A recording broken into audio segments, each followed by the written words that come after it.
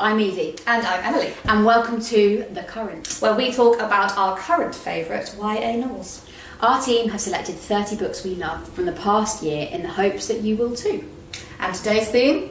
We're talking all about... Coming of age. Coming of age.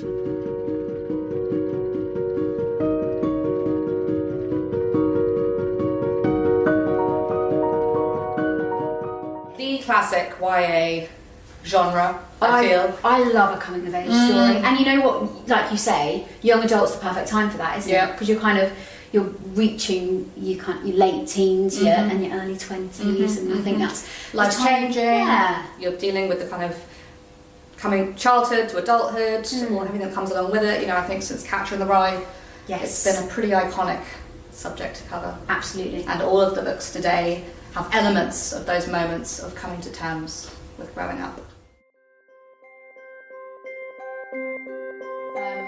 We're going to start with one of the hardest books I think I've ever read. Interesting. It's Southern Storm by Bali Rai, and as you can see, it's super short. So this is only 65 pages long. It's a Barrington Stoke. It's a Barrington Stoke accessible read. Yeah. And so it's even shorter than those 65 pages. But God, does it pack a punch. Really? So this one follows the story of Arjan, who is Sikh, living in London, and he goes out with his friends, just a normal night out, and they go to Nando's and see a film. It's his birthday and they're celebrating. And on the way home, he is attacked and killed by racists who... Their motivation for murdering him is solely based on the colour of his skin and the fact that he wears a turban. And I read this book quite blind. I didn't really know anything about it. I just read it and I thought, I had to sit afterwards and go, whoa, that was heavy. And then I noticed at the back that there's an author's note, and it's based on it's inspired by true events. In October 1997, a young boy who was 20 by the name of Ricky Reel went missing in Kingston upon Thames, which is actually just the next borough over from us, so not far away at all, somewhere that you and I have spent a lot of time. So the story is inspired by his true story, and I struggled to read it, and I struggled to kind of reconcile those feelings of like such anger with how well written and kind of beautiful the story is. So I highly recommend this one, but it comes with a massive trigger warning of if that's something, if racism and murder because of racism is something that you can't personally deal with. Stay away from this one, because even now, like literally months after I've read it, I'm still like tearing up thinking about it. I can see, and for just a short amount of pages, it must be incredibly impactful.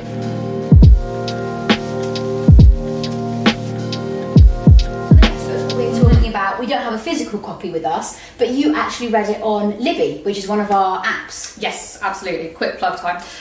Yes, we have several e-library apps that are free to access for library members. And I glanced over Play purely. Our colleague Gavin read this one and recommended it for The Current. I wanted to have a quick glance and see, if I could get a gist of it before we spoke about it. And I ended up reading the whole book. You just stumbled in and you read the whole thing. Literally. I sort of started it off and was completely kind of, taken away by this book. It is very firmly a coming of age. It's a coming of age story of a group of 4 friends, and it follows them from sort of prepubescence up until the sort of 16, 17-year-olds, things like that. 4 very different boys, but their friendship is so believable. So believable. It's brilliantly written. You have real affection for these kids and their dynamics, and they're all going through very different experiences during their kind of teenage years, whether it be kind of familial pressures, whether it be confusion about sexuality. whether it be sort of a neurodivergency, and how to cope with that, and the various other kind of trials and tribulations that come with being a teenager. You know, first loves, relationship with parents, siblings, everything. And the title Play, I think, is a wonderful kind of encapsulating of that, because it is that kind of, you know, putting away childish toys. And at what point are we adults? At what point do we stop playing? At what point, you know, do we stop building forts in the woods? You know, and especially I think for anyone who sort of had those friendships that have lasted sort of from childhood into adulthood, it's a lovely kind of celebration of those friendships, but also very, very honest about challenges that might be faced and the way that different people struggle and how they kind of face up to those challenges. But no, it's a really wonderful read, and yeah, the fact that I was going to just have a quick glance over just to get the gist and then ended up reading the whole thing is tells you a lot, doesn't it? Yeah. I mean, partly, you know, we wouldn't be in this job if we weren't fans of books. But that's true. That's true. We wouldn't be. Well, we'd be in the wrong career, really. Yeah. But no, this was a really lovely one, and one that I think, especially for teenage boys, young men, I think, or anyone who has brothers, will see a lot of that kind of coming of age journey spelled out. That sounds great.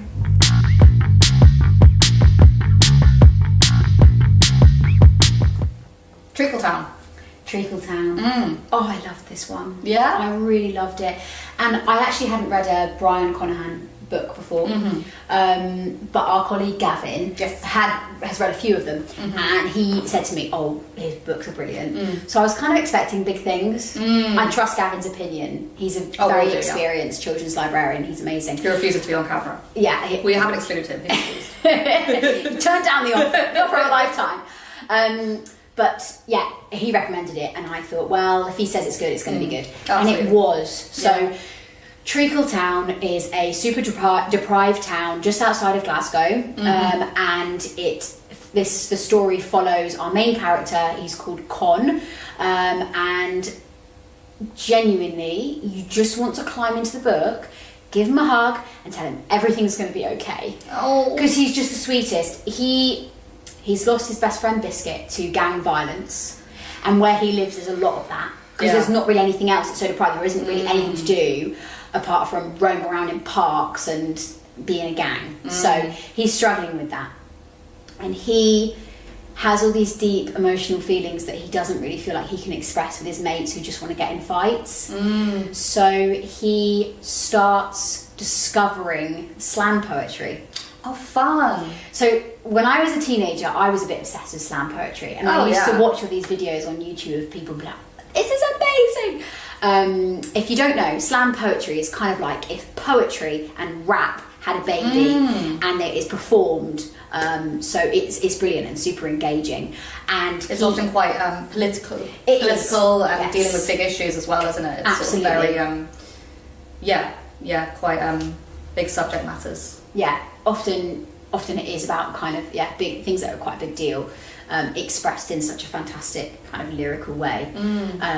But he gets kind of obsessed with it, and then he discovers that there's actually a slam poetry group in Glasgow, and it's like, is he going to be brave enough to actually go and attend this group whilst also dealing with so many other things going on in his life? So he lost his mum sadly to suicide, and his dad just cries every night. Oh God. Because he misses his wife so much, and him and his dad aren't really very close. You can see they want to be. You can see that both of them have this desire to be closer, but they can't get past that emotional barrier, almost, of actually being able to communicate what they're both feeling. And as the book develops, you kind of see more of their relationship, and it's a brilliant one. It's gritty. It's very gritty, and there are some moments where you're like, oh, for God's sake, just leave them behind and just move on with your life and do something different, because you can't keep perpetuating the cycle, you know. And then you just have to take a step back and be like, but this is real, and this is happening to so many young people, especially young men. I think there's it's a very tough time out there at the moment, and getting caught in that kind of cycle of behaviour and the kind of hyper-masculine world, I can imagine sort of approaching something like slam poetry would be quite out there. Yeah. But highly recommend, and our colleague Gavin actually recommends all of Brian Conaghan's books as well.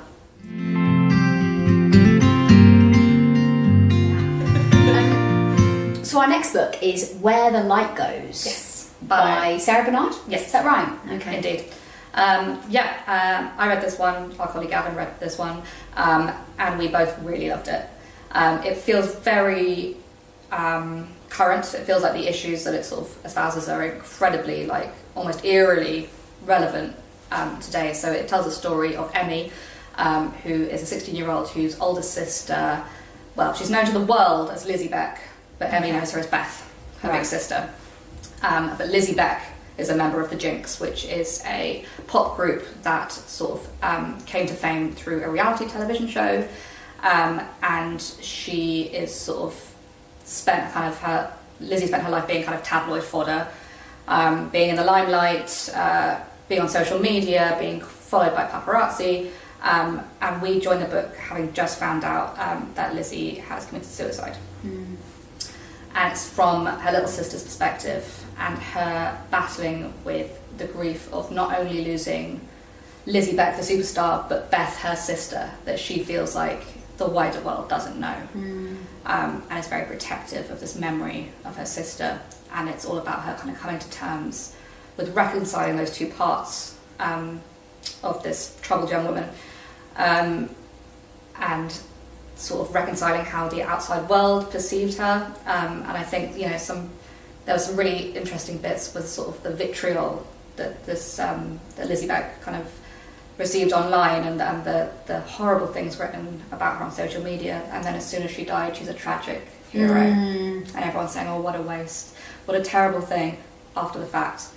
And sort of seeing it from the perspective of her little sister, who idolised her big sister, and her having to kind of experience the press and her friends and all of these things while being deeply in the throes of grief and just missing her big sister. And it's a really powerful read. Kind of sounds a little bit like Amy Winehouse. Yeah, I think there's lots of elements. I think there's definitely there's elements of this. I think Amy Winehouse is referenced in the book as sort of another kind of tragic loss.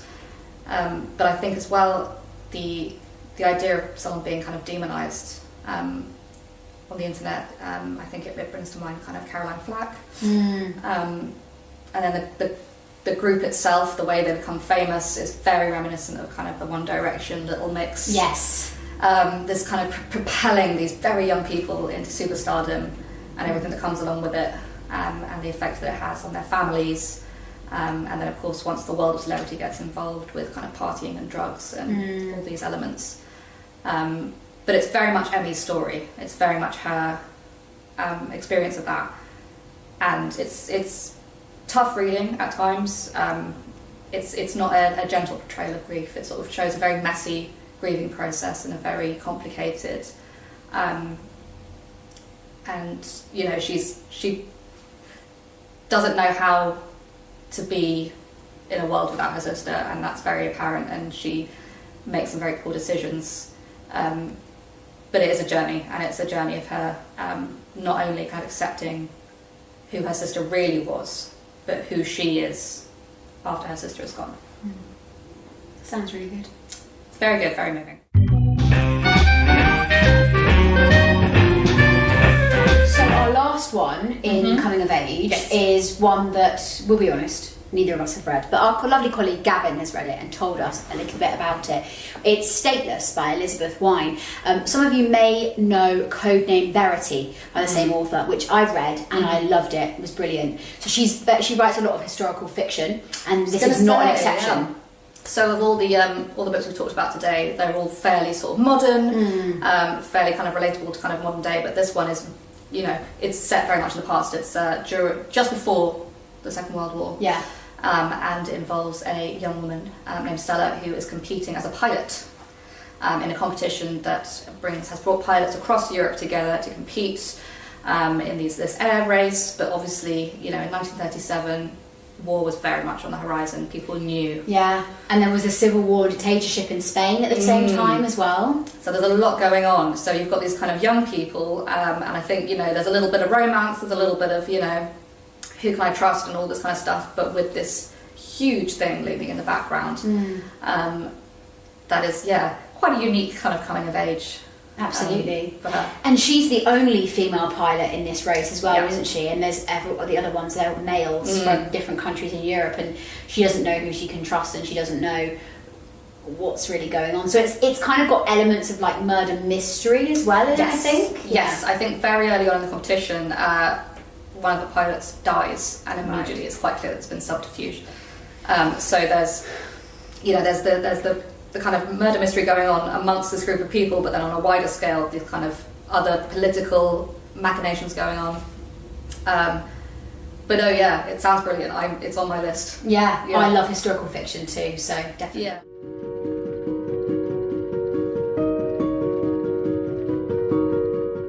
So we've spoken about our coming of age books that are on the current, but as always, we'd like to give some extra recommendations. Always, yeah. So what ones have you got? So I would say two of my favourite all-time kind of coming-of-age novels, both not released in the last few years, but still totally relevant now. So one is Postcards from No Man's Land by Aidan Chambers, which is a brilliant story that takes place across two timelines and is based in Amsterdam, but takes elements of the Second World War. So if you like Elizabeth Wein, I think that's an excellent one. Right. And another one is Lucas by Kevin Brooks. And we just had an aside off camera about how much we love Kevin Brooks. But Lucas is quite devastating but beautifully written story of a young man who comes to a new town and how everyone reacts around him.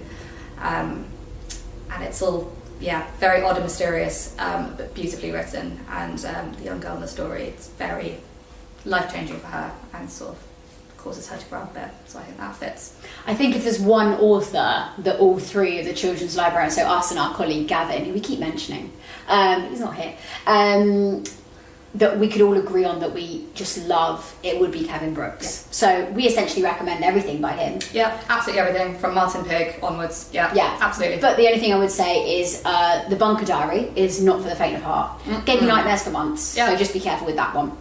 I have two recommendations for you. So one is probably, everyone will know this one, because it's The Hate U Give by Angie Thomas. So what we were talking about earlier with A Southern Storm. Yeah. And it's got the elements of racism, how you deal with that as a community, and also the kind of police brutality as well. Obviously it's an American one, so it's not set in the UK like A Southern Storm is, but we're still getting those gritty elements and the characters kind of growing throughout the book. The film is great too, so if you want to watch the film, read the book, highly recommend. And the other one is actually one of my all-time favourite books, which is The Poet X by Elizabeth Acevedo. Again, it's American. Yeah. It's a novel in verse, which if you don't know what that means, it's just a novel written in the form of poems rather than prose. And it is incredible. It's about a girl who slowly discovers that her passion is, again, slam poetry. Like we were talking about with Treacle Town. Nice. And she starts writing poetry to kind of express herself and the life that she's living. So some really good recommendations, both on our list, but also outside of that as well.